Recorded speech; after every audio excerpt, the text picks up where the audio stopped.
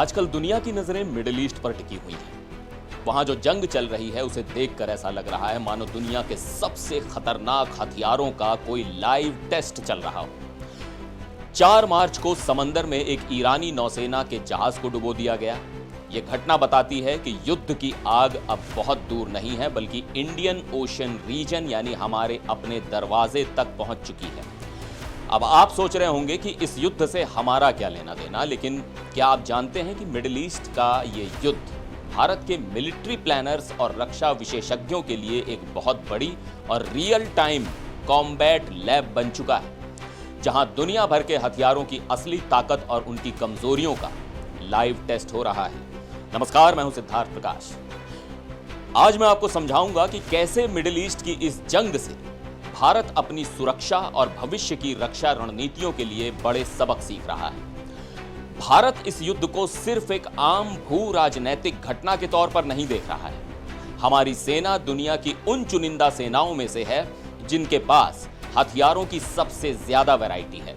हमारे पास रूस, America, France, Israel और खुद हमारे अपने बनाए हुए स्वदेशी हथियार मौजूद हैं।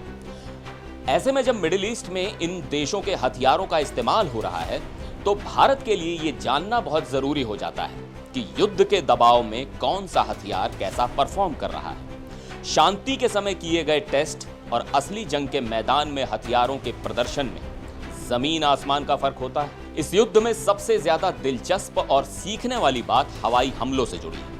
अमेरिका के सबसे घातक और रडार की नजर से बचने वाले स्टील्थ फाइटर जेट्स जैसे Lockheed Martin F-35 lightning II और F-22 रैप्टर इस युद्ध में उड़ान भर रहे हैं। ये एयरक्राफ्ट बेहद खतरनाक और विवादित एयर स्पेस में कैसे काम करते हैं, इसका पूरा डेटा दुनिया के सामने आ रहा है।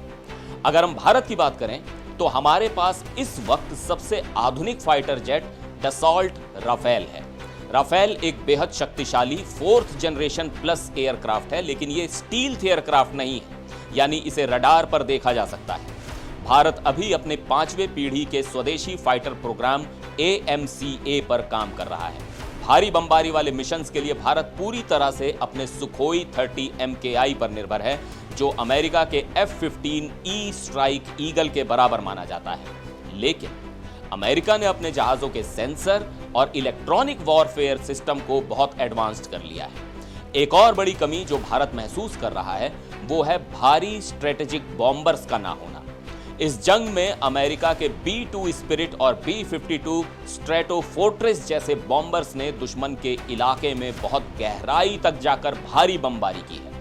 अब भारत के पास ऐसा कोई भारी बॉम्बर नहीं है और फिलहाल इसे खरीदने का कोई सीधा प्रोग्राम भी नहीं है। हवाई हमलों के बाद सबसे बड़ी क्रांति ड्रोन्स के इस्तेमाल ने ला दी है। रूस यूक्रेन युद्ध के बाद मिडिल ईस्ट की इस जंग ने यह साबित कर दिया है कि बिना इंसान वाले ये हथियार आज युद्ध की सबसे बड़ी जरूरत बन गए हैं। अमेरिका के general Atomics MQ-9 reaper drone ने लगातार निगरानी करने और एकदम सटीक हमला करने की अपनी ताकत का फिर से लोहा मनवाया है। भारत ने भी ऐसे ही 31 MQ-9 BC गार्जियन और स्काई गार्जियन ड्रोन्स का ऑर्डर दिया हुआ है, हालांकि इनकी डिलीवरी अभी शुरू नहीं हुई है। इसके अलावा सबसे ज्यादा ध्यान खींचा है शाहिद 136 जैसे सस्ते और एक बार इस्तेमाल होने वाले अटैक ड्रोन्स ने। इस जंग में सस्ते ड्रोन्स के झुंड ने दुनिया के सबसे बेहतरीन और महंगे एयर डिफेंस सिस्टम को चकमा देकर अपनी ताकत दिखाई है। भारत के पास इजराइल से मिले हेरॉप ड्रोन्स हैं जो काफी सक्षम हैं, लेकिन उनकी संख्या बहुत कम है। भारत स्वदेशी ड्रोन्स पर काम तो कर रहा है, लेकिन मिडिल ईस्ट के युद्ध ने बता दिया है कि हमें इसमें बहुत तेजी लानी होगी। मिसाइल वॉरफेयर इस जंग का एक और बहुत अहम हिस्सा रहा है। अगर हम क्रूज मिसाइलों की बात करें तो भारत की ब्रह्मोस मिसाइल मैक 2.8 की रफ्तार से उड़ती है और अपनी कैटेगरी में दुनिया की सबसे बेहतरीन मिसाइलों में गिनी जाती है। दूसरी तरफ अमेरिकी बॉम्बर्स जिस AGM-158 जैसम मिसाइल का इस्तेमाल कर रहे हैं उसकी रफ्तार तो कम है, लेकिन वो रडार से बचकर हमला करने में माहिर है। दुश्मन के रडार को तबाह करने के लिए भारत ने अपनी रुद्रम 1 मिसाइल तैयार की है, जो बिल्कुल अमेरिका की AGM-88 हार्म मिसाइल की तरह काम करती है। बैलिस्टिक मिसाइलों के मामले में भारत की अग्नि मिसाइल सीरीज ईरान की शहाब और गद्र मिसाइलों के मुकाबले कहीं ज्यादा सुरक्षित और आसानी से लॉन्च होने वाली मानी जाती हैं। आने वाले वक्त में भारत की शौर्य मिसाइल और ईरान की फतेह मिसाइल के बीच भी काफी तुलना होने वाली है। भारतीय रक्षा विशेषज्ञों के लिए सबसे जरूरी सबक एयर डिफेंस के मैदान से आ रहे हैं। इजराइल का एयर डिफेंस सिस्टम दुनिया भर में मशहूर है। इस युद्ध में इजराइल के आयरन डोम, डेविड स्लिंग और थार्ड सिस्टम का असली टेस्ट हो रहा है। ये सिस्टम एक साथ रॉकेट, ड्रोन और बैलिस्टिक मिसाइलों के हमलों का सामना कर रहे हैं। भारत भी अपने लिए एक ऐसी ही मल्टी लेयर सुरक्षा छतरी बना रहा है। भारत का आकाश तीर सिस्टम आकाश एनजी जैसी मिसाइलों को एक साथ जोड़कर काम करेगा। लंबी दूरी की सुरक्षा के लिए हमारे पास रूस का S-400 ट्रायम्फ मौजूद है और हमारी स्वदेशी बैलिस्टिक मिसाइल डिफेंस प्रणाली भी लगातार मजबूत हो रही है। लेकिन यहां एक नई तकनीक ने सबका ध्यान खींच लिया और वो है डायरेक्टेड एनर्जी वेपन्स। इजराइल का आयरन बीम सिस्टम लेजर के जरिए ड्रोन्स और रॉकेट्स को हवा में ही खत्म कर रहा है और वो भी पारंपरिक मिसाइलों के मुकाबले बेहद कम खर्चे में।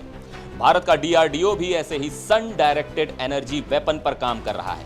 यह सिस्टम 20 किलोमीटर तक मार कर सकेगा और पलक झपकते ही किसी भी ड्रोन या मिसाइल को जलाकर खाक कर देगा। अब बात करते हैं समंदर की, जहां इस युद्ध का असर सबसे ज्यादा दिख रहा है। अमेरिका के USS निमित्ज और USS जेराल्ड आर फोर्ड जैसे एयरक्राफ्ट कैरियर से दिन रात लगातार लड़ाकू विमान उड़ान भर रहे हैं।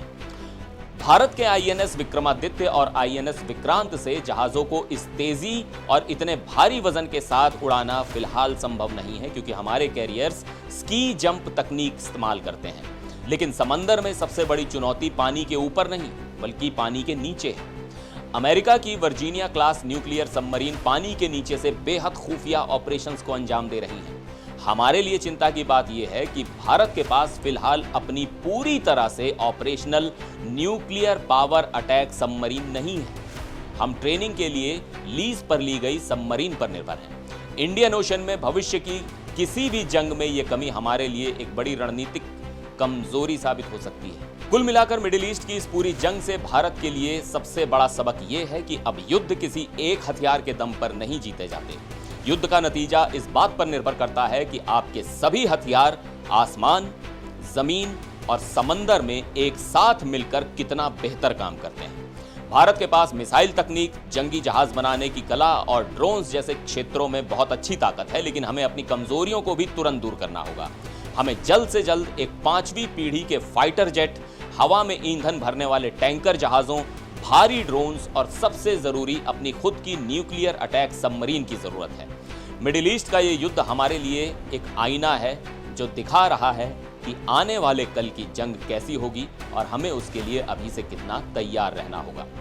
आज के लिए इस वीडियो में इतना ही। फिर मिलेंगे एक और खबर के साथ। देखते रहिए NDTV इंडिया।